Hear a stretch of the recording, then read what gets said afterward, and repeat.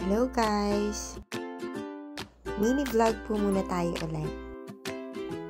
So, yesterday, nakapaglinis ako dito pero mas na-prioritize ko na yung paglalaba. So, ngayon, inayos ko na yung mesa na nandito. Before kasi, dyan talaga kami nagluluto. So, yung pader niyan, tsaka yung bintana, marami pilamsik ng mantika, ng kung ano-ano. And then, yung ilalim, ang dami ng mga kung ano ng dumi. So, nag-brush ako gamit yung nabili ko sa Shopee. So, madami akong nakita dun sa mga nakatambak na mga balde sa gilid. So, nag-declutter na din ako para maaliwalas na talagang tingnan. At yung mga hindi ko na kailangan gamitin o hindi na magagamit, tinapon ko na lang din. Sabi nga nila, yung pag-declutter ng mga bagay-bagay, maganda siya para sa ating mental health.